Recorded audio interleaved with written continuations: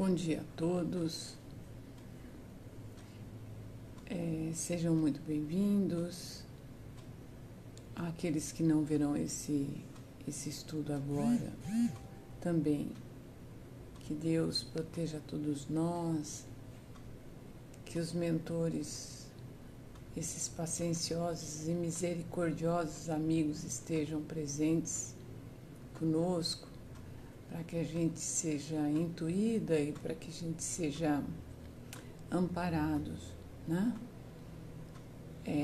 Que tenhamos uma semana boa, um ótimo dia de trabalho, que os nossos corações estejam apaziguados diante deste momento de pandemia e que estejamos principalmente apaziguados no relacionamento com o nosso próximo.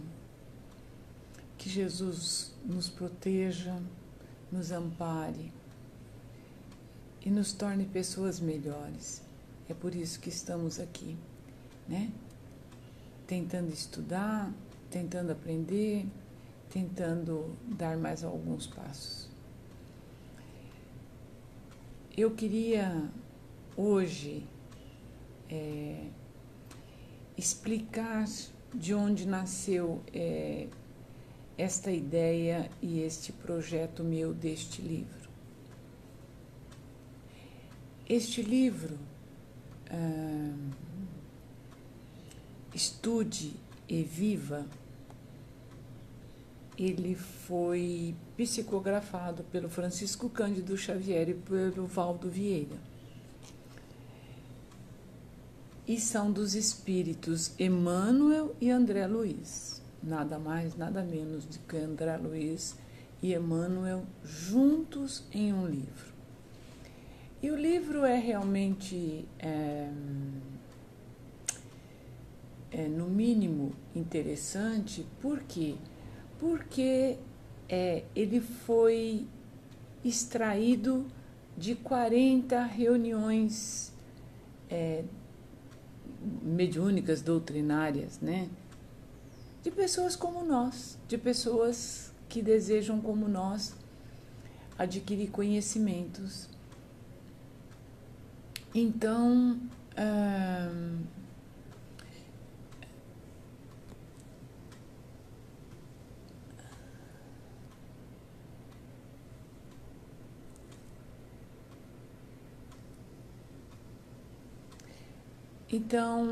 surgiu este projeto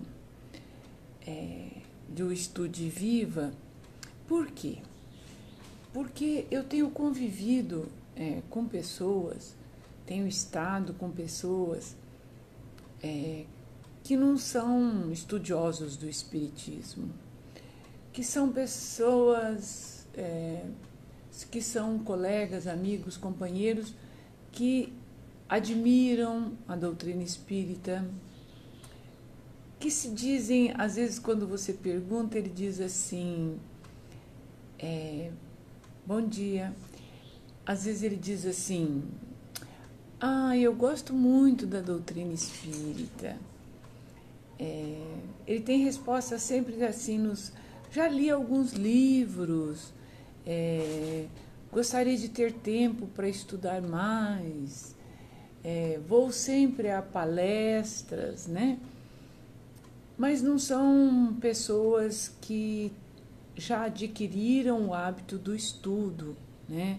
Daquele estudo sistemático, né? Da obra, né? Mas que de alguma forma sentem necessidade dessa busca, né? Essa busca da divindade não é nova, né? Essa busca da divindade, ela está em nós desde sempre, né?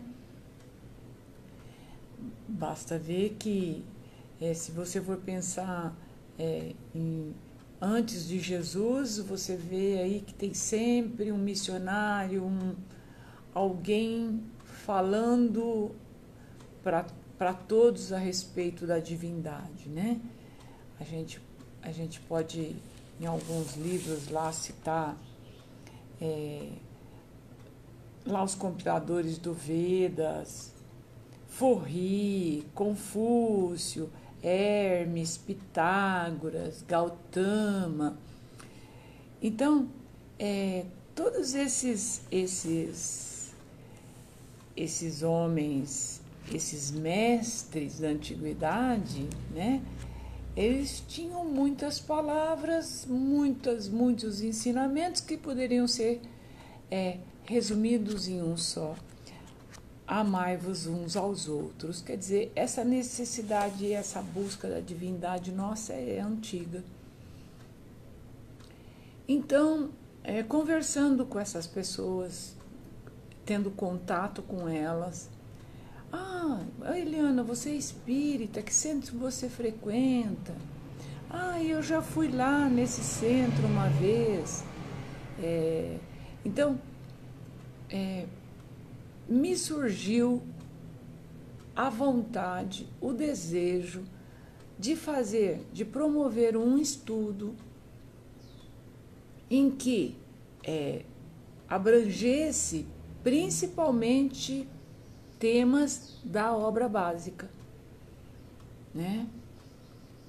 Não um tema que eu pudesse desenvolver pegando as obras de apoio e coisas mais, né? Eu queria que fosse pegando as obras básicas, mas que também viesse para o cotidiano, porque no princípio você não pode distanciar as coisas, porque senão você afastaria essas pessoas. E aí o que eu fiz? Me caiu na mão o livro, depois de uma palestra do nosso querido mestre palestrante Haroldo Dutra, o livro Estude e Viva, e eu fui estudá-lo com mais carinho. E aí me surgiu a ideia de fazer um curso, quem sou eu para dar curso? De fazer um estudo das 40 lições do livro Estude e Viva. Vão ser 40 momentos de aproximadamente 30 minutos, 35, nunca ultrapassando a 40 minutos, para não ficar muito cansativo, nem muito... porque de manhã todo mundo tem muita coisa para fazer, começar o dia já no embalo. Então, são 40 lições. E o detalhe, essas 40 lições do livro Estude Viva, ela tem em cada uma delas uma citação, no mínimo uma citação de um item, de um capítulo, né? De um item, de um capítulo determinado do Evangelho segundo o Espiritismo, e tem uma questão do Livro dos Espíritos. E aí ele discorre sobre aquele tema envolvendo esses dois itens. Assim, só a título de exemplo, por exemplo, a lição, vamos ver aqui, eu abro aqui numa lição qualquer aqui. A lição número 3. A lição número 3 vai falar do capítulo 18 do Evangelho, no item 10. Então, o tema discorrido estará inserido no item 10. A questão envolvida no tema será a questão 4 do Livro dos Espíritos, né? E aí ele vem e ele diz quais serão os temas tratados envolvidos nesses dois itens, né? A autocrítica, a construção íntima, a escolha de um ideal, a existência de Deus, a necessidade do autoburilamento, a responsabilidade de viver. Quer dizer, veja só, ele traz a nossa vivência e insere dentro de capítulos, de itens de 2 livros da obra básica. E eu penso com isso que, para aqueles que já estão acostumados a estudar, isso é só um reforço, porque no mínimo estaremos revendo 40 lições, 40 questões do Livro dos Espíritos que poderemos reler,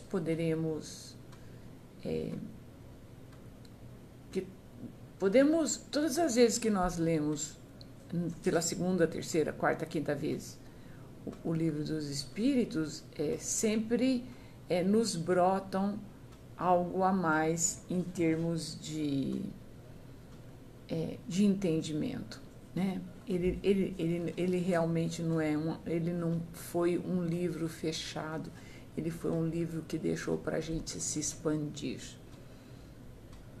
Eu me lembro bem que a época, aí por volta de 96, 97, quando a gente estudou pela primeira vez o Livro dos Espíritos, ele estudá-lo obedecendo o ano todo, o ano letivo, depois pegando férias, tudo deve ter dado aí uns 2 anos, 2 anos e meio. E não são todas as pessoas que estão dispostas a pegar um estudo de uma obra básica durante tanto tempo, né? E realmente firmar esse compromisso. Então, diante da pandemia, usando esse recurso que nós temos agora do Facebook, dessa plataforma que nos foi fornecida, né, para a Sociedade Espírita Isabel Soares de Moraes, a gente pode aproveitar esse momento aí e estudar esse livro. E eu queria começar da onde todo livro tem que começar, do começo, do prefácio. E já no prefácio já vem ensinamento de quem? Nada mais, nada menos do que Emmanuel e André Luiz. Inicialmente, Emmanuel diz o seguinte: este livro nasceu dentro de um centro espírita, dentro de uma reunião espírita, né? Que ele e o André Luiz chamam de escola da alma. E ele conta que isso não é nada novo, né? Essa escola da alma não é nova se você voltar na nossa história, né? Na nossa história de busca da divindade, dessa religação com Deus, com a divindade, isso não é nada novo, né? A humanidade sempre esteve à procura da divindade. Mas ele fala assim, ele começa a história lá com Jesus. Ele diz assim que essa escola da alma não é nova. Quando Jesus, já moço, participa de uma assembleia, ele participa de uma assembleia de fiéis, ele lê um trecho do profeta Isaías. O profeta Isaías viveu 760, mais ou menos, 765 anos, mais ou menos antes de Cristo. E Jesus lê esses textos para a assembleia. E numa curiosidade, provocou uma discórdia lá, sabe quando esquenta as assembleias na discussão, né? Aquele povo bravo, arrogante. Ele acabou provocando ainda uma belíssima de uma discussão, de uma acirrada discussão.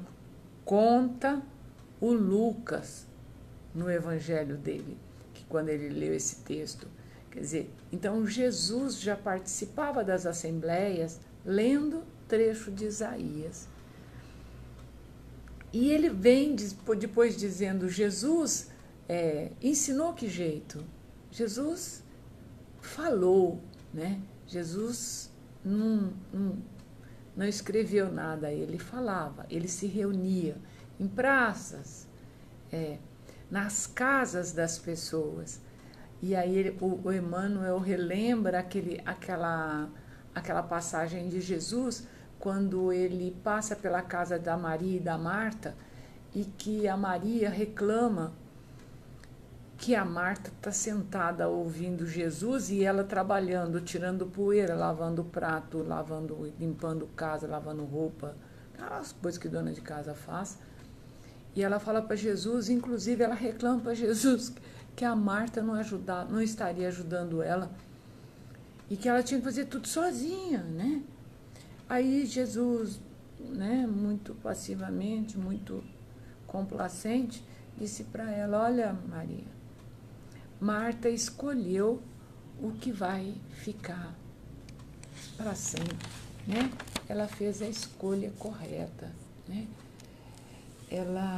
Porque ela sentou-se, ao invés de ir fazer a limpeza da casa, ela sentou-se para ouvir Jesus.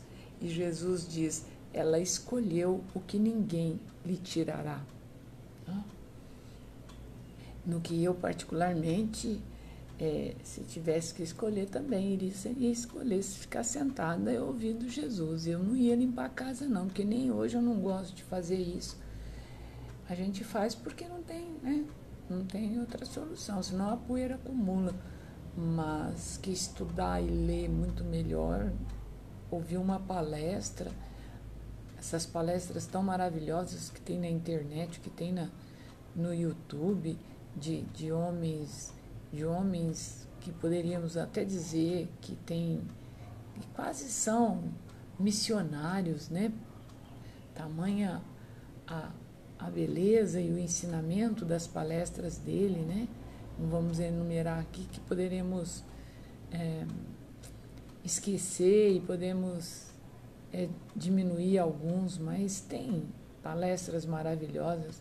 Então, se a gente pudesse realmente, a gente se dedicava o tempo todo da gente a ouvir palavras tão produtivas, palavras que nos trazem tanto alento e conforto. E aí ele continua, ele continua falando, fazendo referência ao dia de Pentecostes, que foi o quê? Instruções em diversas línguas para muitos povos. Depois ele faz referência em Atos, bom dia, Marisa. Em Atos ele faz a referência que o Felipe já fazendo pregações, já no apostolado dele, foi intuído a mudar o caminho, né? Ele tinha que descer na Judéia e ele foi intuído a mudar de caminho. E nesse novo caminho ele encontra um eunuco que lia trechos do profeta Isaías, mas que não conseguia entender, né? E aí ele tem a chance de orientar, de explicar, de falar sobre Jesus, de falar sobre o profeta Isaías, falar sobre aqueles textos maravilhosos, né? Aliás, quem está estudando o Isaías aí, para mim parece que o Haroldo deve em breve, se ainda não o fez, vai soltar em breve estudos sobre o profeta Isaías. E aí depois ele faz referência em seguida às cartas de Paulo aos apóstolos e aos cristãos, né? Que era a forma que ele tinha, porque ele não conseguia estar em todos os lugares, porque ele andava muito, né? E o apostolado dele foi imenso, mas ele precisava falar para muitos fiéis, para muitos cristãos. Então, o que ele fazia? Ele escrevia cartas, né? Essas cartas que todos nós, se não estudamos a fundo, mas conhecemos algumas bem, né? cheia de ensinamentos, repletas de ensinamentos, e nada mirabolante, né? Tudo muito amai-vos uns aos outros, né? Então ele conclui, ele disse isso para dizer assim, então é justo, é correto que as instituições espíritas, revivendo o cristianismo puro, sustentem estudos sistemáticos destinados a clarear o pensamento religioso e traçar diretrizes espirituais. Quer dizer, então ele diz o seguinte: você que veio para a instituição espírita, você na verdade só está dando continuidade a essa busca do ser humano em busca da divindade, em busca da melhoria, da reforma, em busca do teu processo, da tua evolução moral, né? E aí ele coloca a instituição espírita como a responsável por esse ensino. Aí ele diz que foi em função disso que surgiu este livro, né? Que foi sugestão de amigos a compilação desses 40 textos, dessas 40 reuniões.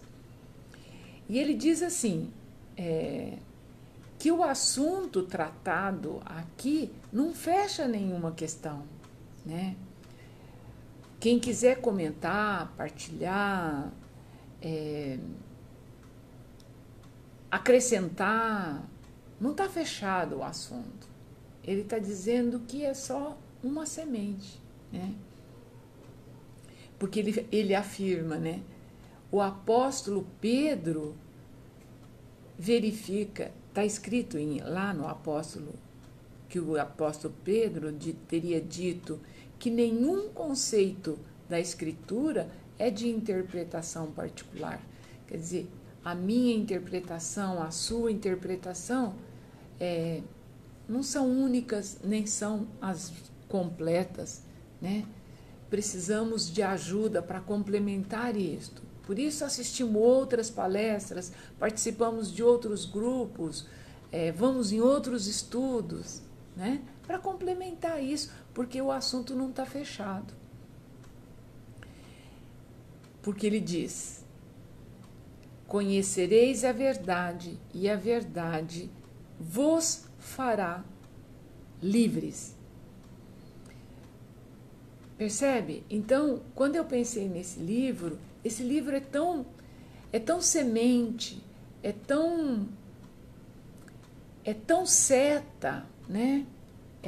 Ele aponta caminho, ele aponta um caminho a ser seguido e reforça em nós a necessidade do estudo e do caminhar, né? E aí eu peço licença para ler as palavras dele, exortando para o estudo da alma, para a nossa mudança e para a nossa reforma. Veja como ele termina o prefácio. Efetivamente, não alcançaremos a libertação verdadeira sem abolir o cativeiro da ignorância no reino do espírito. É forçoso observar que o conhecimento é um tipo de aquisição que exige caridade para conosco mesmo, né? Por quê? Se é possível sanar as deficiências do corpo pelas doações de beneficência, como seja o alimento para o faminto, o remédio para o doente, a luz do espírito não se transmite nem por imposição, nem por osmose. Tem gente que anda, né, com o evangelho, tem gente que tem livros bons nas prateleiras, né? Que leu, mas eu já li todos esses livros aí. Leu, mas ficou só no intelecto, não desceu, né? Não desceu para cá. Quem aspire a entesourar os valores da própria emancipação íntima à frente do universo e da vida, deve e precisa estudar. Deve e precisa estudar. Aí ele finaliza o prefácio dele, vem o prefácio do André Luiz, recebido pelo Valdo Vieira. Aí o Valdo o André Luiz já é mais prático e diz o seguinte, ele foca muito as reuniões espíritas. Ele diz que nas reuniões espíritas, as questões do dia a dia são postas em práticas discutidas, e aí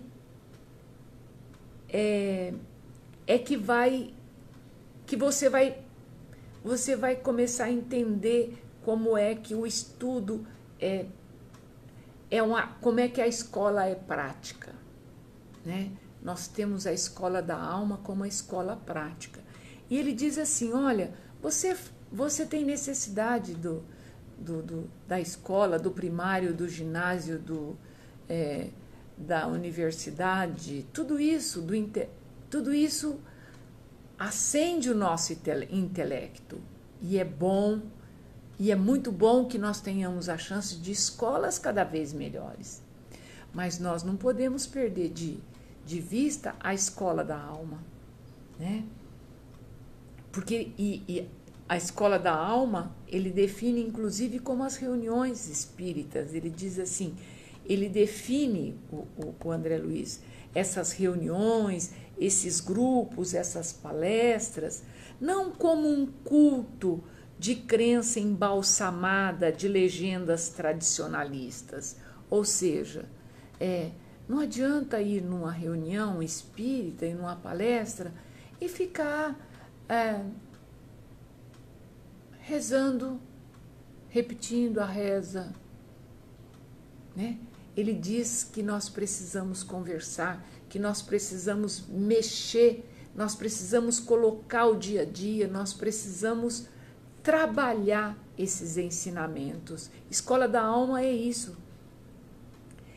Define-se como sendo essas reuniões, essas palestras, assembleia de fraternidade ativa, procurando na fé raciocinada a explicação lógica aos problemas da vida e ao destino. Todos somos chamados a participar dela, falar e ouvir, ensinar e aprender. E olha que coisa linda. Ele diz mais, né? Ele diz assim, Kardec, com auxílio da espiritualidade evidente, o que ele fez com as escrituras? O que ele fez com a palavra, com tudo que se havia dito sobre Jesus? Ele desentranhou o pensamento vivo de Jesus e fez o quê? Codificou a doutrina espírita. O pensamento vivo de Jesus. Aí o André Luiz, que destaca muito a importância do estudo em grupo, diz o seguinte, que o estudo em grupo reclama esforço de equipe. É a vida em equipe que traz essa disciplina produtiva, com esquecimento de nós mesmos em favor de todos. Ele diz, para que nós nessas reuniões, nesses momentos de assembleias espíritas, nós somos trazidos a ela a fim de auxiliarmos e sermos auxiliados na permuta de experiências e na aquisição de conhecimento. Ou seja, este trabalho é um convite ao estudo,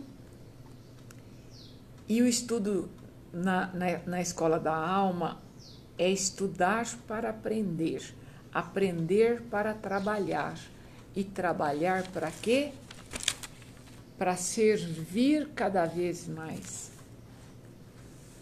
A escola da alma nos ensina a servir. Então ele diz: estuda e viva. Pense no valor da cooperação, você e o grupo. Então ele sugere que o grupo, que da mesma forma que Kardec desentranhou o pensamento vivo de Jesus das Escrituras, que nós agora busquemos na doutrina espírita o pensamento vivo de Kardec e de todos, do Espírito da Verdade, né?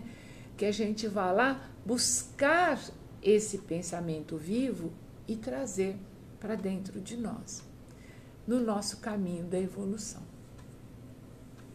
Então, eu quis falar hoje sobre o prefácio, né? Na quarta-feira que vem a gente vai iniciar a lição número 1.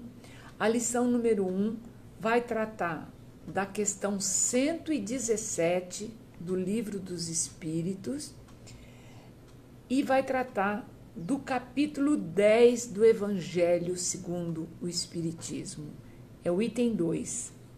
Mas não dá no capítulo 10 para falar só sobre o item 2, né? Porque o capítulo 10 do Evangelho trata de Mateus. Mateus é aquela coisa. Mateus fala, para mim, Mateus é especial, e ele fala e não dá para você ficar só no item com ele, né? E o tema desenvolvido na próxima aula, o que ele vai falar? Ele vai falar de antepassado, ele vai falar de causa e efeito, ele vai falar de necessidade de trabalho, ele vai falar do ontem, de hoje, da nossa postura no ontem, no hoje, nossa oportunidade de elevação, ele vai falar do tempo. Então, vai ser muito rico a lição número 1, que será tratada na próxima quarta-feira, né? Eu espero sinceramente que esse estudo seja de alguma forma produtiva, né?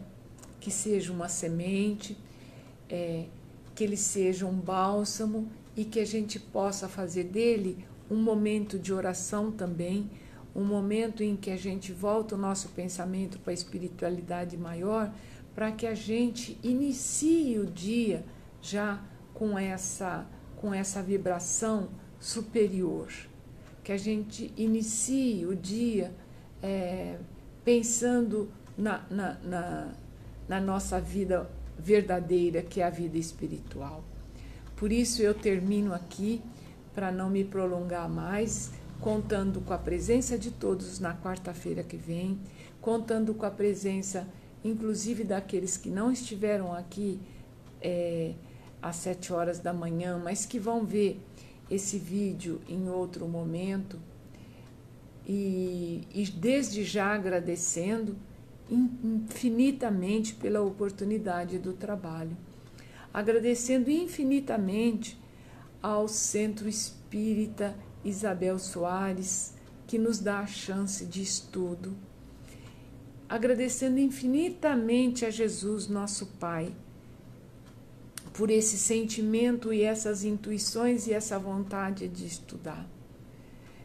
Que Deus nos proteja no dia de hoje, que Deus, na sua infinita misericórdia, proteja a todos que nós amamos, a todos aqueles que vivem perto de nós, aqueles com quem vamos conviver, vamos cruzar no dia de hoje, que possamos ser luz, né? Que possamos ser um ponto de luz e não um ponto escuro, que possamos estar juntos mais vezes, que Jesus os abençoe, que Jesus os proteja e que seus anjos da guarda sejam muito felizes hoje com vocês durante todo esse dia até a noite, e que à noite vocês tenham um sono muito produtivo, indo passear na espiritualidade, indo complementar os estudos ou então ajudando quem precisa mais do que a gente. Muito bom dia, muito obrigado, Jesus os abençoe.